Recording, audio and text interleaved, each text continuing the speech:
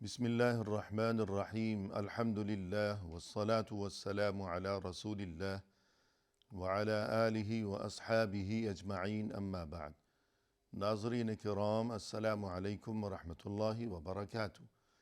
تفہیم دین کی اس محفل کے ہمراہ ہم آپ کی خدمت میں حاضر ہیں۔ آج کی اس ملاقات میں ہمارے ساتھ تشریف فرما ہیں محترم مہمان جناب شیخ عبد الحمید ظفر الحسن صاحب، جو کہ معروف علمی شخصیت ہیں۔ تو آئیے ناظرین، پروگرام میں ان کا استقبال کیا جائے۔ السلام علیکم شیخ۔ وعلیکم السلام ورحمۃ اللہ وبرکاتہ۔ ہماری بزم میں آپ تشریف لائے، جو کہ یقیناً ہمارے لیے انتہائی باعث مسرت ہے۔ ہم تہ دل سے آپ کا شکریہ ادا کرتے ہیں۔ جزاکم اللہ تعالی خیرا۔ وإیاکم بارک اللہ فیکم۔ آمین یا ربی۔ محترم ناظرین، رحمتوں اور برکتوں سے بھرپور یہ ماہ رمضان اور اس سے متعلق مخصوص احکام و تعلیمات اور آداب، آج کی اس نشست میں اسی سلسلے میں رہنمائی حاصل کرنے کی غرض سے ہم نے اپنے محترم مہمان کو یہاں مدعو کیا ہے۔ تو آئیے اس بارے میں انہی کی زبانی استفادہ کیا جائے۔ محترم ارشاد فرمائیے گا، ماہ رمضان المبارک کے فضائل قرآن و حدیث کی روشنی میں۔ بسم اللہ الرحمن الرحیم، الحمد للہ رب العالمین، والصلاة والسلام علی رسولہ الکریم، اما بعد۔ اللہ تبارک و تعالیٰ پر حمد و ثناء اور اس کے نبی کریم صلی اللہ علیہ وسلم پر بے شمار بے عدد درود و سلام کے بعد، ماہ رمضان بہت ہی عظیم اور بابرکت مہینہ۔ اللہ تبارک و تعالیٰ نے اس کی عظمت کا ذکر قرآن مجید میں رسول اللہ صلی اللہ علیہ وسلم نے مختلف قسم کی کیا ہے باتیں اور فضائل کیا ہیں اس ماہ سے متعلق بیان کی ہیں۔ ارشاد باری تعالیٰ ہے، شہر رمضان الذی انزل فیہ القرآن ہدی للناس وبینات من الہدی والفرقان۔ اس آیت میں اللہ تبارک و تعالیٰ نے فرمایا، شہر رمضان الذی، ماہ رمضان وہ ماہ ہے، وہ مہینہ ہے، الذی انزل فیہ القرآن، جس مہینے میں قرآن کا نزول ہوا، ہدی للناس وبینات من الہدی والفرقان، اور اس قرآن کا جو نزول ہوا اس میں لوگوں کے لیے ہدایت ہے، اور وبینات من الہدی والفرقان، دلائل ہیں مختلف چیزوں کی، مختلف احکامات، مختلف بات، والفرقان، اور یہ قرآن، یہ کتاب حق اور باطل کے درمیان کیا ہے، فرق کرنے والی ہے۔ تو اس آیت میں اللہ تبارک و تعالی نے اس ماہ رمضان کی اہمیت کی طرف اشارہ فرمایا۔ ماہ رمضان ایک اتنا اہم مہینہ، عظیم مہینہ، کہ اللہ تبارک و تعالی نے ایک عظیم کتاب جو نازل فرمائی، اس کتاب کے نزول کے لیے اللہ تبارک و تعالی نے اس مہینے کو کیا ہے منتخب فرمایا۔ سبحان اللہ۔ اور اسی طرح اگر غور کیا جائے، ماہ رمضان میں نزول اور ساتھ ہی ساتھ کیا ہے، ماہ رمضان میں یا پورے سال بھر میں جو سب سے عظیم رات اور سب سے اہم رات شمار ہوتی ہے ایک ایمان والے کے لیے، لیلۃ القدر، شب قدر کو اللہ تبارک و تعالی نے منتخب کیا اس قرآن کے نزول کے لیے۔ جیسے کہ ارشاد باری تعالی، انا انزلناہ فی لیلۃ القدر وما ادراک ما لیلۃ القدر لیلۃ القدر خیر من الف شہر۔ انا انزلنا، ہم نے قرآن کو نازل فرمایا، فی لیلۃ القدر، شب قدر کو، وما ادراک ما لیلۃ القدر، اے محمد تجھے کیا معلوم کہ لیلۃ القدر، شب قدر کیا ہے، اس کا کیا مقام و مرتبہ، اس کی کیا عظمت ہے، اس کی کیا اہمیت ہے۔ آگے فرمایا اللہ تبارک و تعالی نے، لیلۃ القدر خیر من الف شہر، شب قدر خیر من الف شہر، 1000 مہینوں سے خیر اور برکت والی ایک یہ رات ہے۔ 1000 مہینوں سے بہتر ہے۔ جی، تو اس ماہ میں جو قرآن کا نزول فرمایا اللہ نے، اور سب سے عظیم رات بھی اللہ تبارک و تعالی نے اسی مہینے میں رکھی، اور اسی رات کو اللہ تبارک و تعالی قرآن کا نزول فرمایا۔ تو ظاہر سی بات ہے کہ جو ہے ان دونوں آیات سے یہی بات ثابت ہو رہی ہے کہ ماہ رمضان بہت ہی فضیلت والا مہینہ اور برکتوں سے جو ہے بھرپور ہے یہ مہینہ، جس کی خیر و برکت کا شمار کرنا، ذکر کرنا اور مکمل طور پر اس کی حقیقت بیان کرنا شاید کیا ہے ہم اور آپ کے لیے کیا ہے مشکل ہو. صحیح. اللہ ہی تبارک و تعالی جو ہے زیادہ بہتر جانتا ہے کیا کچھ اللہ تبارک و تعالی نے اس میں کیا ہے خیر و بھلائی کیا ہے رکھی ہے. جی سبحان اللہ. یہ تو کچھ گفتگو ہو گئی آیات کے حوالے سے. جی تو اسی سلسلے میں یعنی ماہ رمضان کے فضائل و برکات کے سلسلے میں چند احادیث کی روشنی میں بھی کچھ گفتگو فرمائیے. جی مختلف احادیث اس سلسلے میں ہیں جن میں سے جو ہے رسول اللہ صلی اللہ علیہ وسلم سے یہ بات بھی مروی ہے کہ آپ نے فرمایا الصلوات الخمس والجمعة إلى الجمعة ورمضان إلى رمضان مکفرات لما بینہن اذا اجتنب الکبائر، کہ 5 وقتہ نماز یعنی ایک نماز سے اگلی نماز، اسی طرح والجمعة إلى الجمعة ایک جمعے سے لے کر اگلی جمعہ، ورمضان إلى رمضان ایک رمضان سے لے کر اگلا رمضان، مکفرات لما بینہن اذا اجتنب الکبائر، درمیان میں جو کچھ بندے سے لغزشیں، برائیاں، نافرمانیاں ہو جاتی ہیں جی تو اگلی نماز، اگلا روزہ رمضان اور اگلا جمعہ کیا ہے ان کا کیا ہے کفارہ بن جاتا ہے. تو ادھر اگر غور کیا جائے یعنی رمضان کی ایک جو برکت اور ایک فضیلت جو بیان کی گئی وہ یہ کہ اگر بندہ کو رمضان حاصل ہو جائے تو پچھلے رمضان اور جو رمضان اسے حاصل ہو اس کے درمیان جو کچھ اس سے نافرمانیاں ہوئی وہ کیا ہے اگلا رمضان کیا ہے اس کو کیا ہے مٹا دیتا ہے. لیکن شرط یہ ہے کہ اذا اجتنب الکبائر، بشرطے کہ جو ہے کبیرہ گناہوں سے کیا ہے اس نے اجتناب کیا ہو. کبیرہ گناہ نہ ہو، صغیرہ جی صغیرہ گناہ ہے تو یہ باعث کفارت بن سکتا ہے، ورنہ جو ہے کبیرہ گناہ کے لیے کیا مستقل توبہ استغفار کی کیا ہے ضروری. یعنی ایک نماز جب انسان نے پڑھی ہے اس کے بعد دوسری نماز، پھر تیسری نماز، چوتھی اور پانچویں، روزانہ 5 نمازیں، جی تو انسان سے بعض اوقات کوئی غلطی، کوئی لغزش سرزد ہو جاتی ہے اور اسے خبر بھی نہیں ہو پاتی. جی تو یوں 2 نمازوں کے درمیان اگر کوئی لغزش ہوئی ہے تو نمازوں کی برکت سے وہ لغزش، وہ خطا، وہ گناہ معاف کر دیا جاتا ہے. جی لیکن شاید کوئی گناہ نسبتاً بڑا سرزد ہو گیا ہو کہ ہفتے بھر وہ 5 نمازیں پڑھتا رہا لیکن اس کے باوجود وہ گناہ معاف نہیں ہو سکا.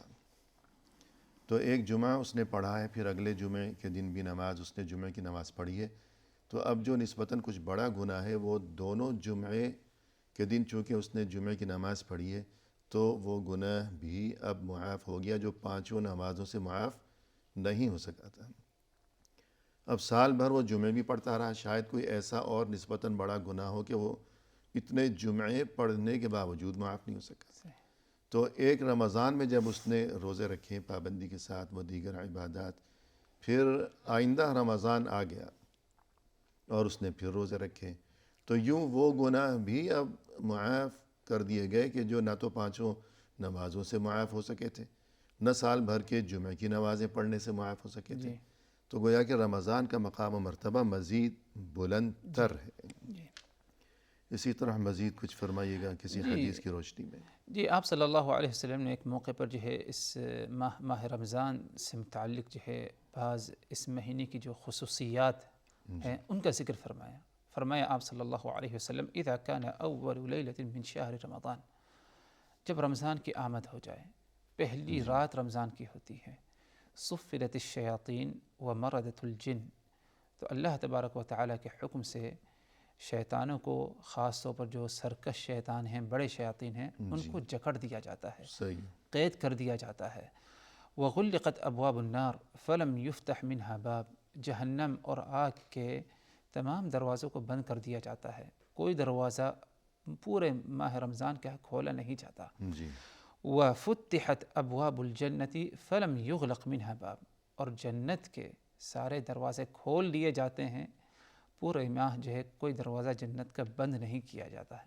وَيُنَادِي مُنَادٍ، اور ایک منادی پکارتا ہے، آواز لگاتا ہے، پکارتا ہے یا باغی الخیر اقبل و یا باغی الشر اقصر، اے خیر بھلائی کرنے والا اقبل، آگے بڑھو. یعنی ایک بہترین موقع ملا ہے، اب تم آگے بڑھو، زیادہ زیادہ نیکی اور زیادہ زیادہ خیر و بھلائی کرو. وَيَا بَاغِيَ الشَّرِّ أَقْصِرْ، اور اے برائی کا ارادہ کرنے والے تم باز آ جاؤ اور جو ہے اپنی برائیوں میں کیا ہے کمی کرو، تم پیچھے رہو. وَلِلَّهِ عُتَقَاءُ مِنَ النَّارِ وَذَلِكَ كُلُّ لَيْلَةٍ، اور رمضان کی ہر رات جو ہے اللہ تبارک و تعالی جہنم کی آگ سے کچھ نہ کچھ لوگوں کو کیا ہے آزاد کرتا ہے جی اور ان کی جو ہے مغفرت فرماتا ہے. سبحان تو اللہ. یہ ایک جامع حدیث جس میں آپ صلی اللہ علیہ وسلم نے ایک قسم سے کیا ہمیں رغبت دی, ہمیں ابھارا ہے صحیح کہ ایک ایسا بابرکت مہینہ آیا کہ شیاطین کو جکڑ دیا گیا. بے اب شک. شیطان جس طرح پہلے آزاد تھا, وسوسہ اور برائیوں پر لوگوں کو ابھارتا تھا, وہ قوت و طاقت شیاطین میں نہیں پائی گئی. جی اور ساتھ ہی ساتھ جہنم کے دروازے بند کر دیے گئے, جنت کے سارے دروازے کھول دیے گئے, اور پکارنے والا پکار رہا ہے جی کہ خیر و بھلائی کرنے والا آگے بڑھ, زیادہ صحیح. محنت کر, غنیمت سمجھ اس موقع کو. اس کے لیے گویا کہ اللہ کی طرف سے غیبی انتظام کیا جائے غیبی گا. انتظام کیا جا رہا ہے. توفیق شامل حال رہے گی کہ جو کوئی بھی خیر کا طلبگار ہے جی. اس کے لیے انتظامات کیے جائیں گے جی. اور اس کے لیے اچھے کاموں کو انجام دینا آسان بنائے جی گا. آسان ہے. اور ساتھ ہی ساتھ ہر رات کے اللہ تبارک و تعالی جہنم سے کیا ایمان والوں کو کیا ہے آزاد کرتا ہے. سبحان اللہ. یعنی ایک عقل مند اور جو اللہ اس کے رسول پر ایمان ہوتا ہے اس کا تقاضا یہی ہے کہ ایمان کا کہ ضرور کیا ہے ان باتوں کو سننے کے بعد اس کا جذبہ بڑھتا ہے اور کیا ہے آگے بڑھتا ہے, یعنی اس قسم کے خیر و فضائل کو کیا ہے حاصل کرنے کے کہ لیے. اس نادر موقع سے فائدہ اٹھا لیا جائے. جی جب یہ اس قدر فضائل ہیں ماہ رمضان المبارک کے, تو ماہ رمضان کے دوران جو اہم ترین عبادت ہے وہ اس مہینے کا روزہ ہے. جی اور روزہ تو ہم اردو میں یا فارسی میں کہتے ہیں, لیکن اصل میں اس کے لیے عربی میں لفظ ہے صوم. جی لفظ صوم کے لفظی و اصطلاحی معنی بیان فرمائیے گا. جی صوم یعنی روزہ. جی عربی زبان میں اگر دیکھا جائے لفظ صوم کہا جاتا ہے الامساک عن الشیء, اپنے آپ کو کسی چیز سے روک لینا, دور کر لینا, چاہے وہ کھانے پینے سے مراد سے اپنے آپ کو روک لینا, گھر سے باہر نکلنے سے اپنے آپ کو روک لینا, مسجد سے باہر نکلنے سے اپنے آپ, الغرض بات چیت سے روک لینا, کسی بھی چیز سے اپنے آپ کو روک لینا, اسے کیا ہے صوم کہا جاتا ہے. جی اسی لیے اللہ تبارک و تعالی نے اس معنی کی طرف اشارہ کرتے ہوئے فرمایا, جب حضرت مریم علیہ السلام کو حکم دیا کہ جب تم سے پوچھا جائے کہ جو ہے عیسیٰ کہاں سے آیا, تم نے یہ بچے, اس بچے کی ولادت کیسے ہوئی, ولادت کیسی کہ ہوئی, تمہاری تو شادی نہیں ہوئی. تمہاری شادی نہیں ہوئی, جی تو تم انہیں کچھ جواب نہیں دینا, بلکہ بطور اشارہ کہہ دینا انی نذرت للرحمن صوما فلن اکلم اليوم انسیا. جی میں نے اللہ یعنی رحمان اللہ کے لیے کیا ہے نظر مانی ہے کہ میں روزے سے ہوں, آج میں روزے سے ہوں, فلن اکلم اليوم انسیا, اسی لیے آج میں کسی بھی انسان سے کیا ہے گفتگو بات نہیں کروں گی. جی تو ادھر جو صوم سے مراد ہے وہ کہ بات چیت سے کیا ہے اپنے آپ کو میں نے روک لیا ہے, صحیح ہے. اللہ سے نظر مان لی ہے. تو المہم کہنا یہ تھا کہ لفظ صوم سے مراد اپنے آپ کو کسی بھی چیز سے کیا ہے روک لینا, جی چاہے کھانے پینے سے روکنا ہے, بات چیت گفتگو سے روکنا ہے, چلنے پھرنے سے, باہر نکلنے سے, سفر کرنے سے روکنا ہے. الامساک عن الشیء, یہ عربی زبان عربی اصطلاح میں ہے. جی یہ تو لغت کی روح سے معنی ہو گئے لفظ صوم کے. جی اور اصطلاح رہی بات اصطلاح یا شریعت اسلامیہ میں صوم کسے کہا جاتا ہے. صوم سے مراد شریعت اسلامیہ میں یہ ہے کہ نیت کی عبادت کی نیت سے, عبادت کی نیت سے مخصوص صفت اور مخصوص طریقے کے ساتھ طلوع فجر سے لے کر کے غروب شمس تک اپنے آپ کو کھانے پینے اور دیگر روزہ توڑ دینے والی چیزوں سے کیا ہے, مبتلات سے کیا اپنے آپ کو روک کر رکھنا. صحیح ہے. یعنی عبادت کی نیت ہونا چاہیے کہ ہاں اللہ نے اس عبادت کا حکم دیا ہے, اللہ سے رضامندی اور خوشنودی حاصل کرنا اعلی صفت مخصوص, یعنی ایک مخصوص طریقے کے ساتھ. صحیح. اور اسی طرح یہ جو اپنے آپ کو روکنا ہے طلوع فجر سے, یعنی جب فجر صادق طلوع ہو جائے اس در سے لے کر کے کیا ہے غروب آفتاب تک, جسے جو ہے عام زبان میں کہیں مغرب کی اذان کے وقت تک. صحیح ہے. تو گویا یہ لفظ صوم کی تعریف ہو گئی لغت کی روح سے بھی اور شرعی اصطلاح کی روح سے بھی, کہ مخصوص نیت کے ساتھ, مخصوص صفت کے ساتھ طلوع فجر سے غروب شمس تک ہر اس چیز سے پرہیز کرنا کہ جو روزے کے توڑ دینے کا سبب بن جائے. محترم ناظرین, فی الحال لیتے ہیں مختصر سا وقفہ, ہمارے ساتھ ہی رہیے گا.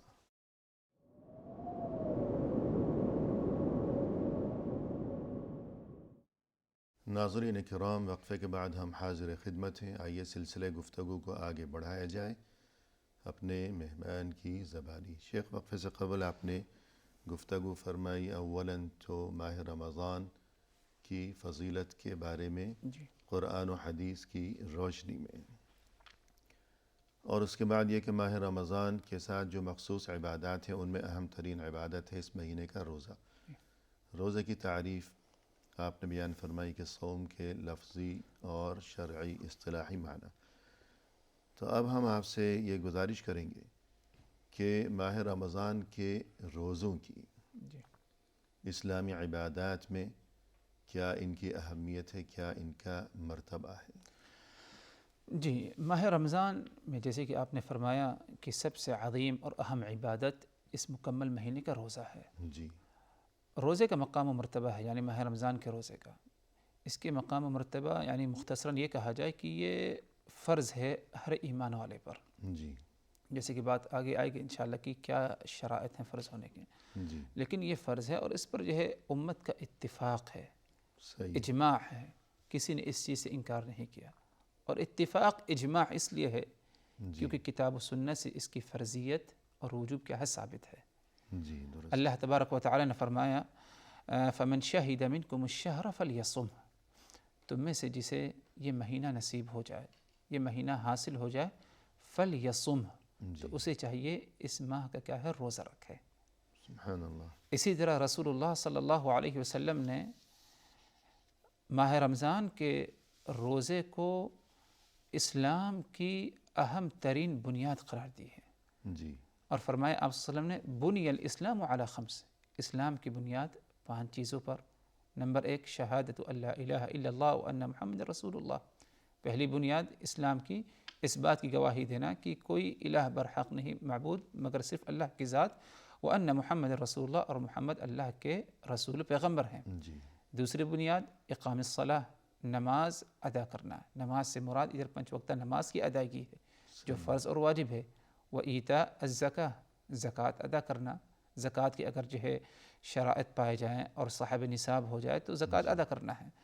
نمبر 4 جو چوتھا رکن ہے والحج، بیت اللہ کا حج کرنا، اور ظاہر سی بات اس کے لیے استطاعت، مالی استطاعت، بدنی استطاعت شرط ہے۔ صحیح 5واں رکن جو آپ صلی اللہ علیہ وسلم بتایا وصوم رمضان، رمضان کا روزہ رکھنا، جی اور آپ نے فرمایا بنی الاسلام علی خمس، اسلام کی بنیاد 5 باتوں پر، 5 چیزوں پر، جن میں سے ایک 5ویں چیز جس کا ذکر فرمایا آپ نے وصوم رمضان، ماہ رمضان کا روزہ رکھنا۔ تو گویا کہ اس ماہ کا روزہ رکھنا یہ اسلام کی بنیاد میں سے ایک اہم بنیاد ہے، اور ظاہر سی بات ہے کہ بنیاد کسی عمارت کے لیے کیا ہے ایک اہمیت رکھتی ہے۔ صحیح ہے، اگر بنیاد بنیاد اگر مضبوط ہے ہاں تو سب ٹھیک ہے۔ سب ٹھیک ہے، اور بنیاد اگر کمزور پڑ گئی، ایک بنیاد کیوں نہ کمزور پڑ جائے، ایک حصہ، بالکل تو وہ عمارت بھی کیا ہے کمزور پڑ جاتی ہے۔ یہی مثال کیا ہے اسلام کی بھی ہے۔ جی تو اس روزے کو کیا ہے اہمیت دی جائے، اور شرائط اگر ہمارے اندر پائے جاتے ہیں، قوت و طاقت وغیرہ، استطاعت مکمل طور پر ہے، تو اس روزے سے ہمیں کیا ہے پیچھے نہیں ہٹنا چاہیے، جی ورنہ کیا ہے انسان گنہگار ہوگا، دنیا اور آخرت اس کی کیا ہے خسارے میں پڑ جائے گی۔ جی یعنی یہ جو بنیادی اعمال ہیں ان کی پابندی ضروری ہے، اس کے بعد آدمی مزید اچھے کام کرتا ہے تو جی وہ نور علی نور۔ جی لیکن اگر بنیاد اس کے پاس موجود نہیں ہے اور دیگر وہ چھوٹے موٹے اچھے کام کرتا ہے تو گویا کہ معاملہ اس کا مشکوک ہے۔ صحیح۔ یہ گفتگو ہو گئی اس بارے میں کہ ماہ رمضان کا جو روزہ ہے تو تمام دینی و اسلامی عبادات میں اس کا مقام و مرتبہ اور اہمیت کیا ہے، تو آپ نے فرمایا کہ یہ دین اسلام کے بنیادی ارکان میں سے ہے، جی تو یہ تو بہت بڑی اہمیت اس کی سمجھ میں آ گئی۔ اب ہم آپ سے یہ گزارش کریں گے کہ ماہ رمضان کے روزوں کی فضیلت کیا ہے قرآنی آیات و احادیث مبارکہ کی روح سے۔ جی اگر ہمیں یہ معلوم ہوا کہ ماہ رمضان کا روزہ فرض اور واجب ہے، جی تو یہ بات ہمیں اچھی طرح سمجھ لینی چاہیے کہ اللہ تبارک و تعالیٰ کے نزدیک سب سے زیادہ جو محبوب عمل بندہ کرتا ہے اللہ کا تقرب حاصل کرنے کے لیے، وہ عبادات جو اللہ نے اس پر فرض کی ہیں۔ صحیح تو اسی طرح روزہ ہم پر فرض ہے، روزہ پابندی سے رکھنا، خاص طور پر رمضان کے جیسے روزے کی بات ہو رہی ہے جو ہم پر فرض اور واجب ہے، جی تو یہ اللہ کے نزدیک سب سے محبوب اور پسندیدہ عمل شمار ہوگا۔ اسی لیے اس روزے کی بالخصوص رمضان المبارک کے روزے کی پابندی کرنا، اس میں بہت ہی زیادہ خیر و بھلائی اور اس کی فضیلت ہے۔ جیسے کہ اللہ تبارک و تعالی نے اس بات کی طرف اشارہ کیا اور فرمایا کہ یہ روزہ صرف ہم پر فرض نہیں بلکہ پچھلی اقواموں پر بھی فرض تھا، جی اور ساتھ ہی ساتھ اللہ نے اس روزے سے کیا فائدہ حاصل ہوگا ہمیں، مقصد کیا ہے، اس کا بھی ذکر فرمایا۔ ارشاد باری تعالی یا ایھا الذین آمنوا کتب علیکم الصیام کما کتب علی الذین من قبلکم لعلکم تتقون، اے ایمان والو کتب علیکم الصیام، روزہ تم پر فرض کر دیا گیا ہے، تمہیں روزہ رکھنا ہے، کما کتب علی الذین من قبلکم، جس طرح تم سے پہلی یا گزشتہ اقواموں پر فرض کیا گیا، جی گزشتہ امتیں امتوں پر، جی یعنی صرف تم پر یہ فرض نہیں ہے عبادت، بلکہ تم سے پہلے جو امتیں گزری ہیں ان پر فرض تھا۔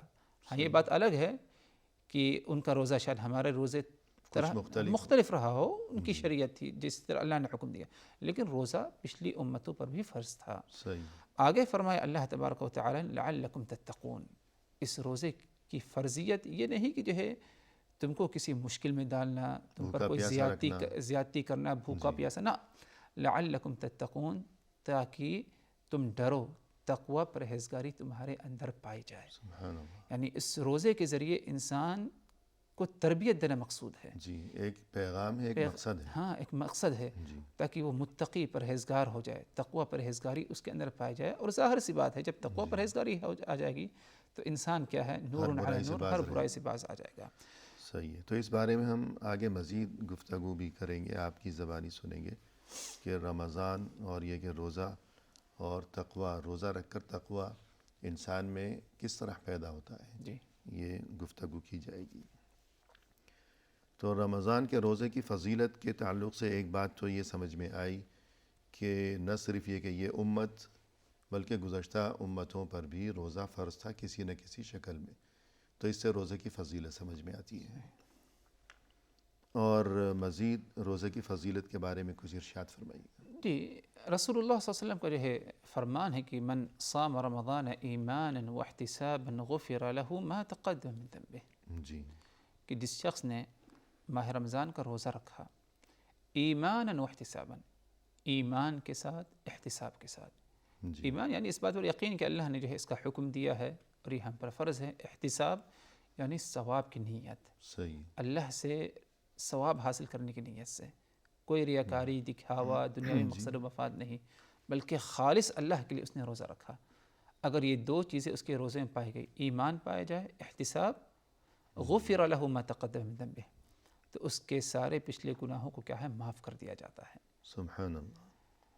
تو ظاہر ہے کہ اتنا بڑا موقع، اس قدر عظیم ترین خوشخبری، تو اہل ایمان کو اس نادر موقع سے فائدہ اٹھانا چاہیے، لیکن ہمیشہ محاسبہ کرتے ہوئے روزہ رکھے، بالکل، ایمان ہو اور احتساب ہو، یہ دو شرطیں ہیں، اور یقیناً جب بندہ کوشش کرے گا اللہ کی طرف سے اسے کیا ہے، توفیق بھی کیا ہے، شامل ملے گی انشاءاللہ۔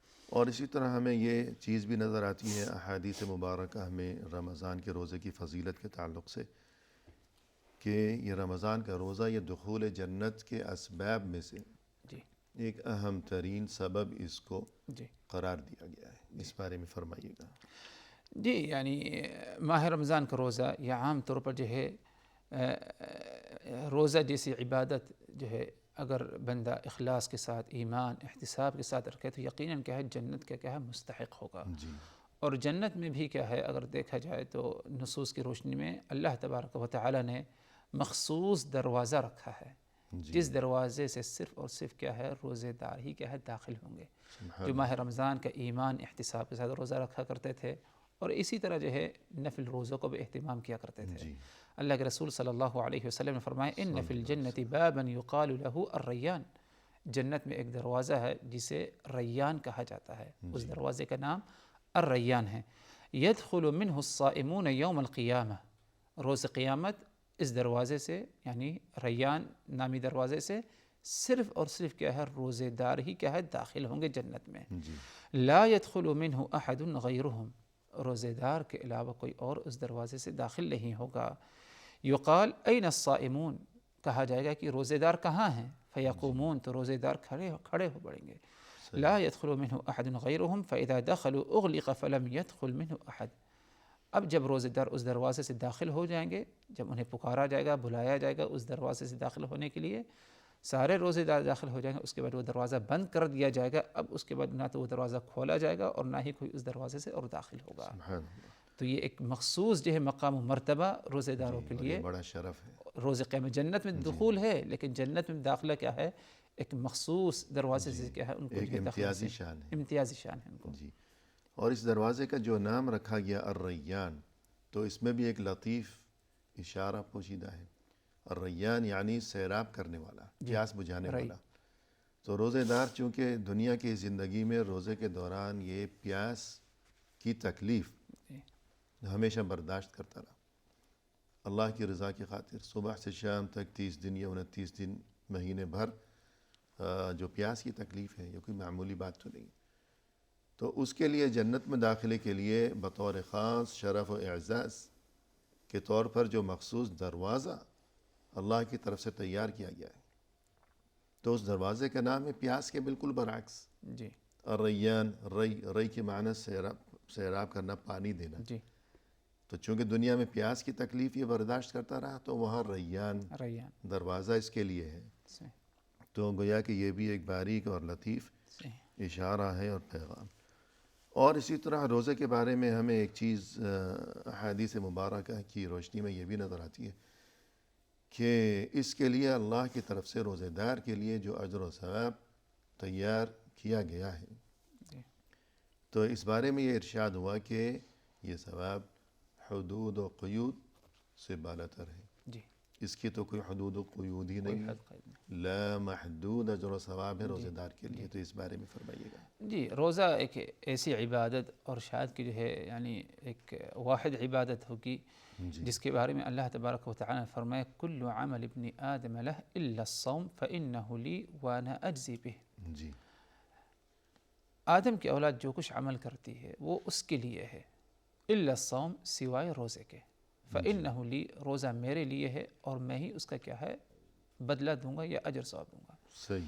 اس حدیث کی تشریح میں جو ہے مختلف جو ہے تشریح اس کی بیان کی گئی، جس میں سے ایک یہ ہے کہ کل عمل ابن آدم لہ، آدم کی اولاد کا عمل اس کے لیے ہے. یعنی جو کچھ انسان عمل کرتا ہے یا ایمان والا عمل کرتا ہے اس کا اجر ثواب اسے کیا ہے بتا دیا جاتا ہے. صحیح. بتا دیا گیا ہے تم نے نماز پڑھا تو یہ اجر ثواب، قرآن کی تلاوت کی تو یہ اجر ثواب. جی. لیکن روزہ ایک ایسا عمل ہے جو کہ خالص میرے لیے بندہ رکھتا ہے، اس میں ریاکاری دکھاوے کا پہلو کم پایا جاتا ہے، یا عدمی چیز ہے بنسبت دوسرے عمل کے.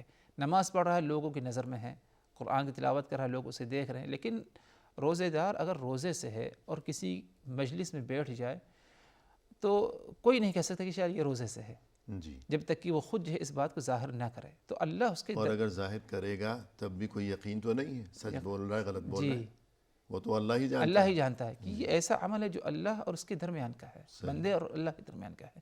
تو اسی لیے اللہ تبارک و تعالی نے فرمایا حدیث قدسی فإنہ لی، یہ عمل میرے لیے ہے، وأنا أجزی بہ، اور میں خود اس کا کیا ہے بدلہ دوں گا. جی. یعنی ایک جگہ بہت سے لوگ ہیں، ایک نماز پڑھ رہا ہے تو سبھی دیکھ رہے ہیں کہ کبھی قیام میں، کبھی رکوع میں، کبھی سجود میں، کبھی تشہد میں، اور حج میں ہے تو سب دیکھ رہے ہیں، کوئی طواف کر رہا ہے، سعی کر رہا ہے، رمی کر رہا ہے.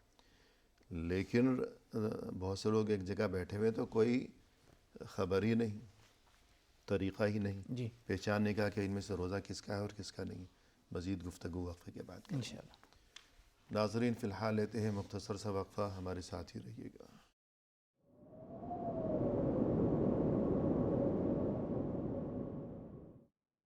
ناظرین وقفے کے بعد ہم حاضر خدمت ہیں. آئیے سلسلہ گفتگو کو آگے بڑھایا جائے محترم مہمان کی زبانی. شیخ وقفے سے قبل یہ حدیث آپ ذکر فرما رہے تھے کہ ابن آدم کا ہر عمل اس کے لیے ہے سوائے روزے کے، کہ وہ صرف میرے لیے ہے، یعنی اللہ کے لیے، اور میں ہی اس کا بدلہ دوں گا. تو اس میں ایک معنی تو یہ پوشیدہ ہے کہ روزے میں چونکہ ریا کا امکان نہیں ہے، کسی کو نہیں معلوم کس کا روزہ ہے اور کس کا نہیں ہے. شاید بہت سے لوگوں نے ایک ساتھ جو ہے وہ سحر و افطار میں شریک ہوں، لیکن اس کے باوجود کسی کو نہیں معلوم کہ ان میں سے واقعی اور حقیقی روزہ کس کا ہے، اور کوئی صرف شریک ہوا ہے کھانے پینے میں صبح شام. اور دوسری بات یہ ہے کہ وَأَنَا أَجْزِي بِهِ، میں ہی اس کا بدلہ دوں گا. ہر کوئی اپنی حیثیت کے مطابق بدلہ دیا کرتا ہے.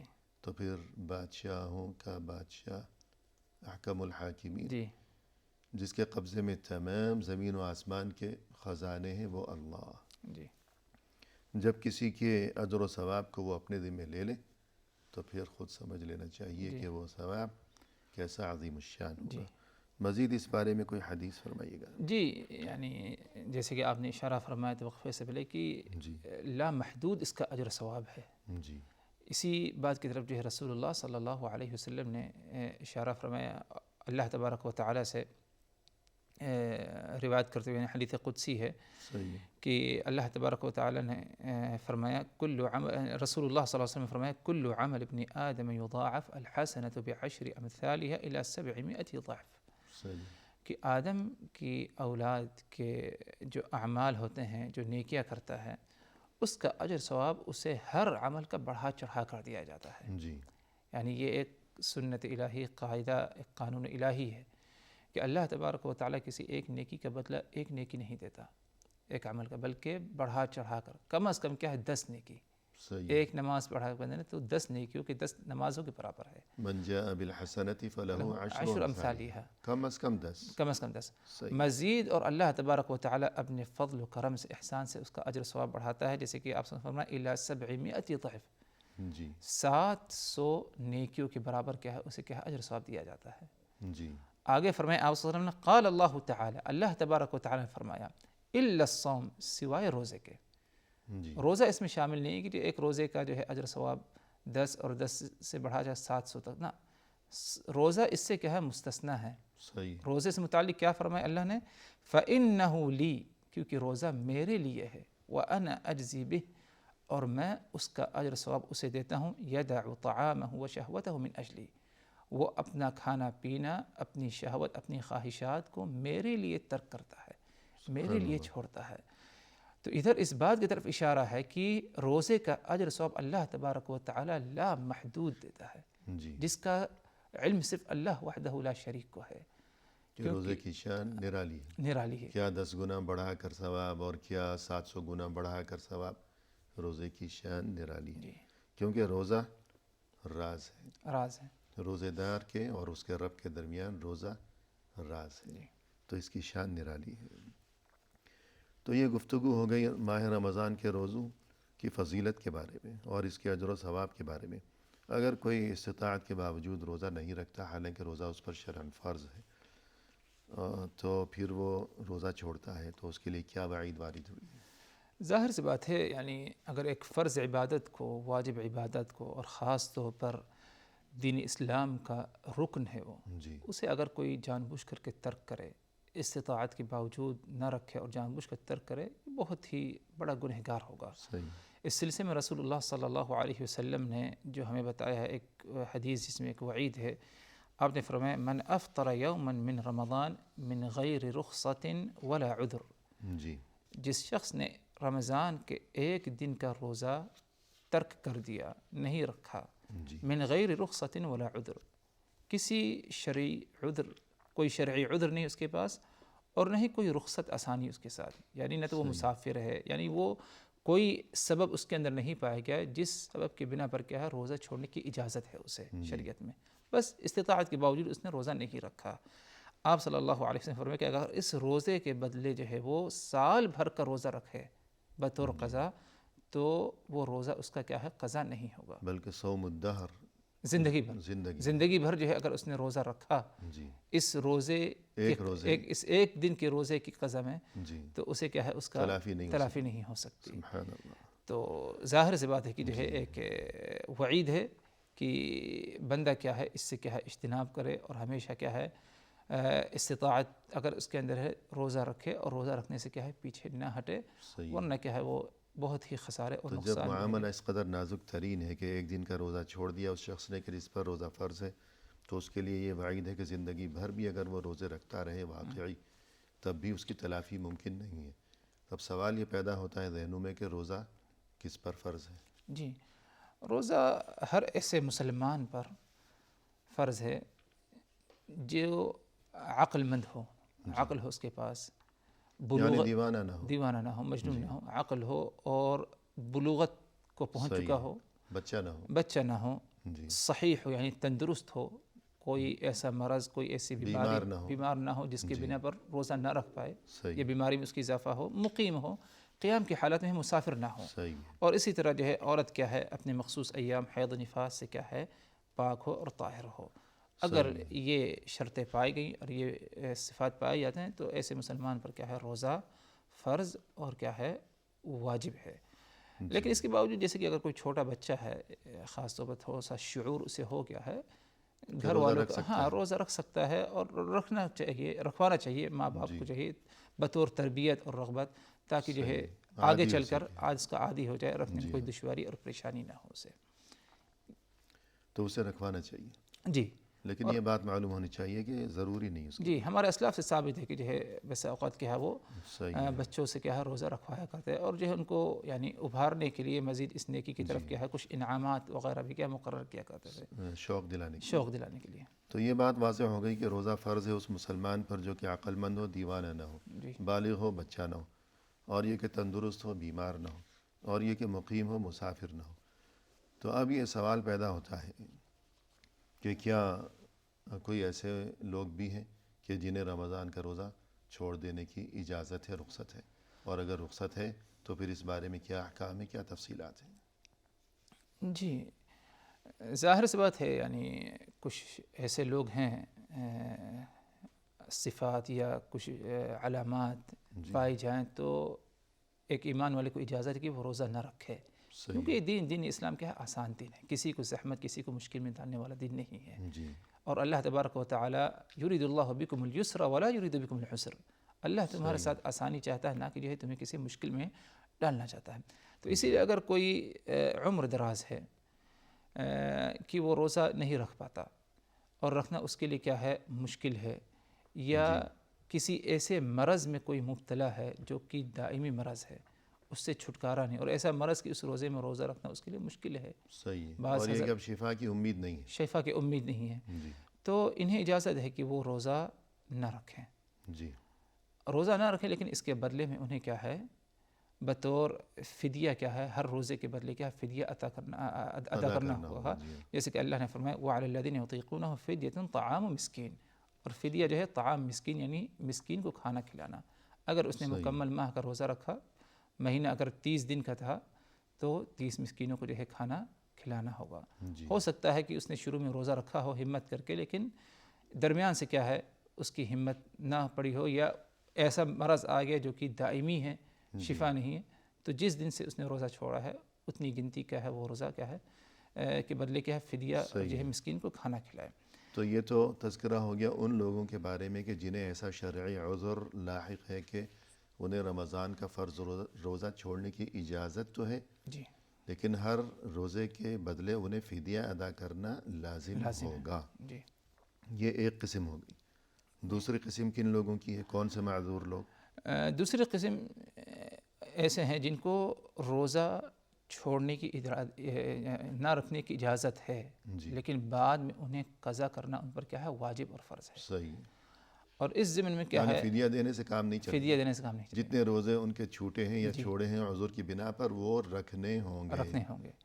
ان میں جو ہے اس ضمن میں جو ہے بطور مثال ذکر کر دیا جائے کہ مسافر صحیح، اگر سفر میں اس کو روزہ رکھنا مشکل ہے، دشواری پیش آتی ہے تو روزہ نہ رکھے، اجازت ہے۔ خود رسول اللہ صلی اللہ علیہ وسلم نے کیا ہے صحابہ کرام وغیرہ میں کیا ہے سفر میں کیا ہے روزہ نہیں رکھا بعض مواقع پر، بلکہ قرآن میں اس کا ذکر ہے، بعد میں قضا کیا گیا۔ اسی طرح ایسا مرض جو کہ مؤقت یعنی کچھ دن کے لیے ہو، بعد میں شفا کی امید ہے، بعد میں شفا کی امید ہے، تو جب بھی انسان کو جو ہے شفا حاصل ہو اگلے رمضان سے پہلے وہ کیا ہے روزہ رکھ لے، اور اسی کی طرف جو ہے اللہ تبارک و تعالی نے اشارہ کیا فَمَنْ كَانَ مِنْكُمْ مَرِيضًا أَوْ عَلَى سَفَرٍ فَعِدَّةٌ مِّنْ أَيَّامٍ أُخَرَ، تم میں سے اگر کوئی مریض ہے یعنی ایسا مرض جو کہ بعد میں شفا اسے حاصل ہوگی انشاءاللہ، دائمی مرض نہ ہو، او علی سفر یا سفر پر ہے، فعدۃ من ایام اخر، تو جتنے دنوں کا روزہ رکھا چھوڑا ہے اتنے روزے کیا ہے بعد میں کیا اگلے رمضان سے پہلے کیا ہے وہ رکھ لے۔ صحیح، تو یہ دوسری قسم ہوگی، جی،